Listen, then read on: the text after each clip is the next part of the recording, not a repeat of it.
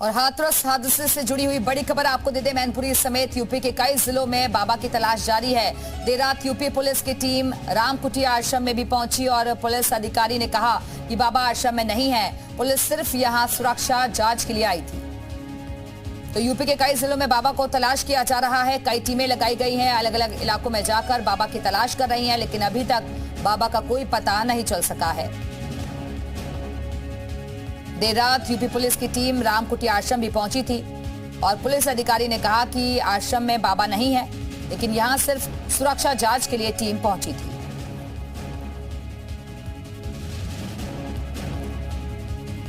तो हाथरस हादसे के बाद से ही बाबा फरार हो गया है। सेवादारों पर एफआईआर दर्ज हो गई है। राज्य सरकार ने भी इस पूरे हादसे को काफी गंभीरता से लिया है। न्यायिक जांच भी हो रही है। दूसरी तरफ जो टीमें हैं वो लगाई गई हैं बाबा को ढूंढने के लिए। यूपी के कई जिलों में बाबा की तलाश हो रही है। तो 8 लोकेशन पर बाबा का सर्च ऑपरेशन चल रहा है।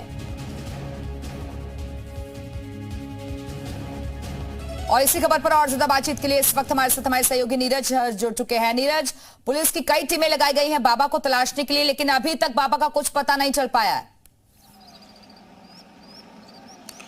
बिल्कुल सही कहा आपने। पुलिस जो है लगातार बाबा को पकड़ने के लिए, बाबा से पूछताछ करने के लिए, उसको हिरासत में लेने के लिए तमाम जगहों पर लगातार रेड्स कर रही है, लेकिन उसके बावजूद भी बाबा जो है पुलिस की पकड़ से बाहर है।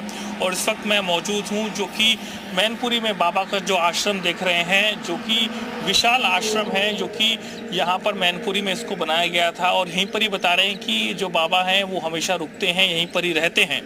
और इस पूरे आश्रम के आसपास जो है फिलहाल अभी यूपी पुलिस की कई टीमें जो हैं उनको यहाँ पर तैनात किया गया है।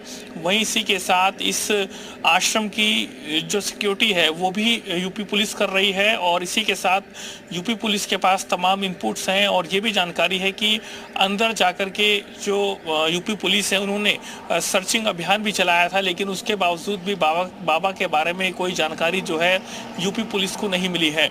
वहीं इसी के साथ इस पूरे मामले में जो लगातार जो घायल थे उसमें से कुछ लोग जो हैं वो ठीक भी हुए हैं, जिनको वहाँ से छुट्टी भी मिली है अस्पताल से। और जो मौत का आंकड़ा था वो 121 से बढ़कर के बता रहे हैं कि एक और जो मौत है वो हुई है और 122 के आसपास ये मौत का जो आंकड़ा है वो पहुंचा है।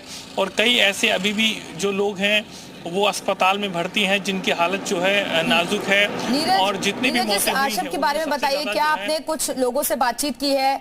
सेवादार कुछ बता पाए हैं क्या?